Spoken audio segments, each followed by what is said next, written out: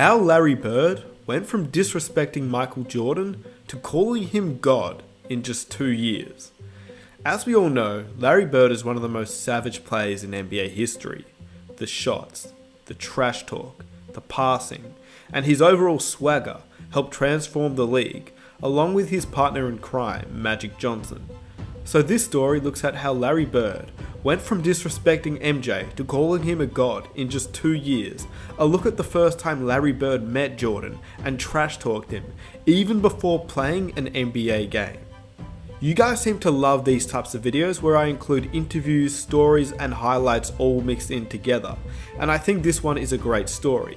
So if you'd like to support the channel, I'd love if you could hit that like button, as it helps me out so much and it only takes 1 second of your time. Lastly, I hope everybody's doing okay within this tough time. Stay strong. I know some families are doing it really hard at the moment, so hopefully this video will take your mind off everything for just a few minutes. Anyway, here's the story. We begin all the way back in 1984. Before being a member of the Chicago Bulls, Jordan would actually participate in the 1984 Olympic team. This is where he'd first be able to showcase how great of an elite talent he truly was. He would play up against NBA players, NBA superstars, and future legends of the game. He would dominate them. At that time, Larry Bird was coming off an MVP season during the 1983-84 season with averages of 24 points, 10 rebounds, 6.5 assists, and nearly 2 steals per game. He, along with Magic Johnson, were the stars of the league. Bird, at this time in his career, was an NBA champion. He was named the Finals MVP and the regular season MVP. There was nobody in the league who was better than him. He was 27 years of age by this stage, and he was on top of the NBA landscape. But he was hearing about this kid named Mike Jordan. The kid out of North Carolina with freakish athleticism. We all know Jordan as being one of the most ruthless and cutthroat players ever, but at this stage in his career, it was Larry Bird who wanted to make a point. It was at this time that Bird was on top of the NBA landscape. He was the man, and the one who had seen success in the league most recently. The Celtics were again ready to follow their leader into battle. We knew we had the best player in the world on our team. We knew Larry was, and no question about it, he was the best player in the world. And their strategy was straightforward. The game was very simple. Get the ball to Larry and get out of his way. So entering the 1984 NBA season, the league had agreed it would have the Olympic team versus the NBA All-Stars team during the off-season to prepare the college kids that would go on to play for gold in the 1984 Olympics. And the 1984 Olympic team was interesting because future Hall of Famers Charles Barkley, John Stockton and Karl Malone were all cut from the team, leaving the main star, MJ, to dominate the 1984 Olympics. And there's a story going around that Charles Barkley getting cut was because of head coach Bobby Knight, who knew that Charles Barkley was the second greatest player on that roster. So I go there, so we got 120, and like I said, it's probably 30 or 40 Hall of Famers. Everybody who ever played in NBA in the last 30 years was there. But to prove to me that you want to play on this team, you're going to have to lose 9 more pounds. Charles Barkley was an RPIA, Royal Pain in a... And then they finally cut me, and I was pissed at Bobby Knight because he never gave me a fair chance because I was the second best player there by far. So I'm going to the airport. It's me, Karl Malone, John Stockton, and Terry Porter. And Sonny says, "Hey, I talked to John Thompson." I said, "Yeah, what did he say?" He says, "You were the second best player there." I said, "Yeah, Coach, I was the second best player there."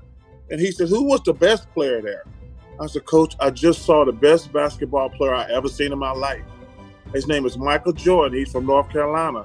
And the story goes that Bobby Knight clashed with Charles Barkley and was worried that he'd mess up his plan to make Jordan the main guy and the star of the 1984 Olympics, which is the reason why he got cut, and Jordan did become that star. Coach Knight, even at that time, thought that MJ was the greatest player he'd ever seen before even playing an NBA game. He's the best athlete, he's one of the best competitors, he's one of the most skilled players, and that to me makes him the best basketball player that I've ever seen play. You have to understand that back in 1984, the Olympic teams used to consist of college players due to the Olympic teams not allowing NBA players to be a part of it until 1992, where NBA players were eligible to play and therefore we saw the Dream Team. So they used to have scrimmages with NBA All-Stars versus NBA college kids to prepare the college kids to play in the Olympics. This is where Bird and Jordan had their first interaction. Bird had heard of a kid named Mike Jordan, but didn't truly know how good he was, well, until this night. Beyond an acute awareness of his own commercial potential, Bird waged psychological warfare at the drop of a ball. The '84 Olympic team was playing an exhibition game against a bunch of pros, including Larry Bird, and they were in the warm-ups. And a ball bounced down from the college end of the court to the pro end. And Michael Jordan went down to chase it. The ball happened to be picked up by Larry Bird.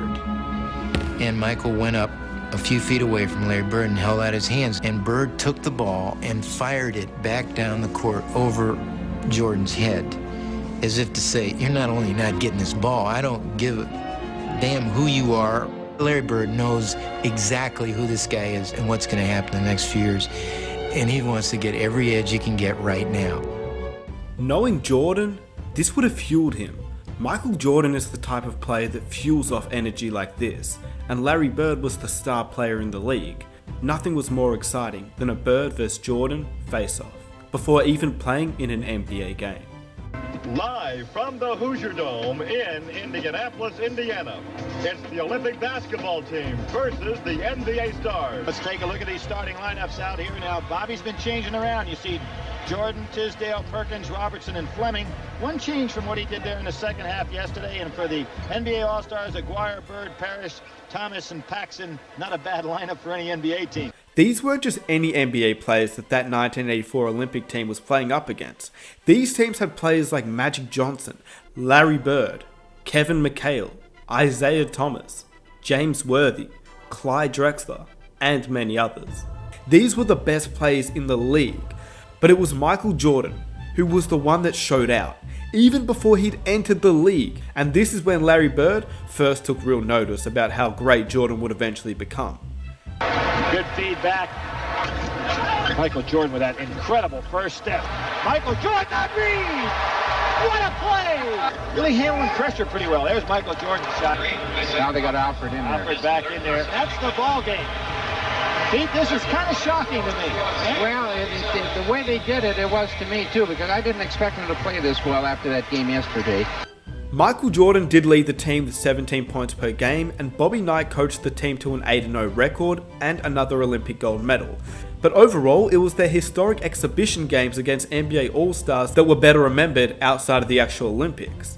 Fast forward to the next season, Bird and Jordan would match up against each other for the first time in their careers, in the NBA. Bird finished with 34 points, 8 rebounds and 5 assists, whilst Jordan in his rookie year finished with 26, 4 and 7.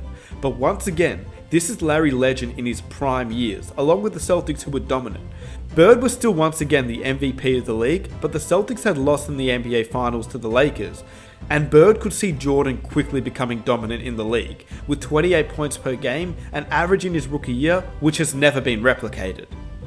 By Jordan's second season, he had broken his foot, allowing him to miss majority of the season, but this was actually one of the most important seasons for the Bird and Jordan rivalry. We know what happened next in the 1986 playoffs. We've all seen it. This was the series where Jordan became what Larry Bird would call that was God disguised as Michael Jordan. God disguised as Michael Jordan. And the rest is history. Larry Bird and Jordan played against each other for 28 games during the regular season. Larry Bird won 17 of those games and Jordan only won 11, but you can't really compare the two players. They both would play exceptionally well against each other, Jordan averaging 33.5 points per game, 6 rebounds and 6 assists, whilst Larry Bird would average 27 points, 8.5 rebounds and 6.5 assists. They would meet twice in the playoffs, and the Chicago Bulls got swept each time, despite Jordan obliterating the Boston Celtics. But as we all know, we can't compare them, because obviously Larry Bird was getting older and he phased out basically after the 1988 season where he started to have back issues. Jordan started to dominate the league during that time. And obviously Larry Bird was surrounded by excellent teammates and he won rings. Jordan came into a bottom rebuilding franchise that hadn't won, so the two were in completely different situations. And yes, Bird won more, but it's unfair to rank them at this point in their respective careers. This video was to show the level of respect that arguably the greatest player at the time had for this sophomore kid, just making his way through the league. Larry Bird went from trash talking Jordan during the 1984 Olympics to calling him God disguised as Michael Jordan, and the best player he'd ever seen. Nobody like him. Point blank. I never seen nobody play like he plays. And you can include all of them. That type of player that can go to another level anytime he wants to. Probably the greatest player in the game right now. And this was all in just the span of 2 years. To put that into perspective, imagine LeBron James trash talking some college kid now, and then 2 years later, he's calling him the greatest player that he's ever seen in just his sophomore season. Not to mention, after missing majority of the year with a broken foot. If that doesn't scream out GOAT, I don't know what does. And I hope you guys enjoyed the video. Let me know what you think about this trash talking story, Larry Bird vs MJ. You guys seem to love these types of videos where I include interview stories and highlights, so I think this one was a great story and hopefully you guys enjoyed it. If you're new around here, be sure to hit that subscribe button for NBA content every single week, and I'd really appreciate if you guys could hit that like button. It takes 1 second of your time and it helps the channel grow so much. With that said, I'll catch you guys in my next video. I am out. Peace. I wish you a lot of luck, and I think you had a very wonderful career, even though you probably ruined a lot of my successful games against the Boston Celtics.